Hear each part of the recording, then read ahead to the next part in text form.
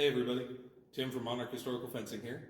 I'm here to talk a little bit about measure and how to be a little sneaky with measure. This was a request from one of my students.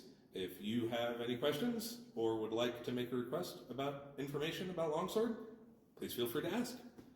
So the first thing I want to go over is a couple of guards that are incredibly good at being sneaky. Posta di donna and porta di ferro. Posta di donna, tuta posta di donna, I suppose, is on your right side, on your shoulder, and as you can see, you can't see most of the sword. Most of the sword is either hidden by my hand or, the sword itself is behind my head. You can't see much. The distance is very difficult for your opponent to judge. So unless they have clashed with your sword before, or even if they don't have a very good memory about how long your sword is, you can use this to, sneak in distance or out of distance according to what you feel more comfortable with. The same it goes for porta di ferro. Porta di ferro can be pretty sneaky. People are always kind of eyeing your sword, but they still don't have a great idea about where the end of your sword point is. It's called deceptive and fury for a reason. Both of these are great at parrying things and responding to threats, but how do you get somebody to attack you with a threat if you are just hanging out in these guards, which a lot of people do? Well, a great way to do that is with a bump step, using your distance or your perceived distance in order to manipulate your opponent into attacking you. A bump step, or as many call it, a gathered step, looks like this. You move forward, and then either you could explode forward, or you can move back, or you can just reset, right? Easy as. It's a very non-committal step that you don't have to complete in order to get a lot of effect from.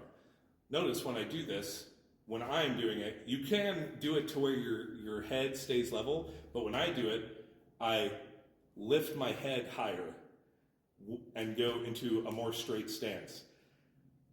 Every rule in fencing is meant to be broken. What I'm doing right now is breaking a rule about making sure your stance is level the whole time. And the reason I'm doing that is because a lot of people look up here, they look at your hands, they look at your eyes, they look at your chest. I say, oh, look at the chest. And if they look at your chest and they see your chest rise, this seems like you're going forward. But I haven't changed my distance at all, actually.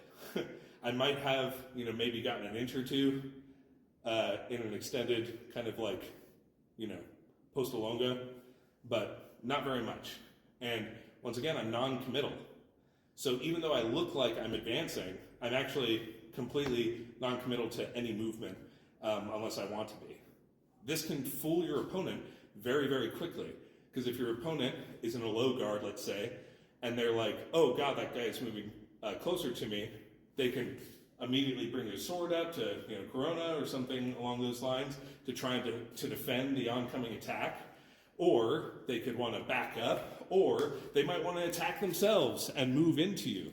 But now, even though you haven't even made a crazy action, you have the timing.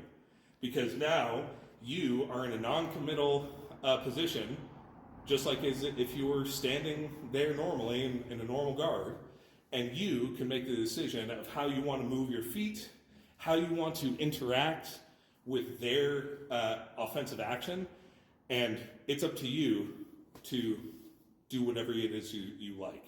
And all just by slightly changing your measure or changing the appearance of your measure with a simple non-committal step. So using these guards and using your footwork in this way can really get you, if you want to get points in tournaments, you can do that. If you want to defend yourself in your club against that guy who's very, very aggressive or reactive, then you could do that too. But regardless, these are great kind of beginner ideas that you could train and work into your sparring and your learning very, very easily. So try them out. And once again, if anybody has any questions or they would like to make requests about information or my style of doing things, feel free. I'd love to hear it. I'd love to make more videos. Stay floaty out there, everybody. Have a good one.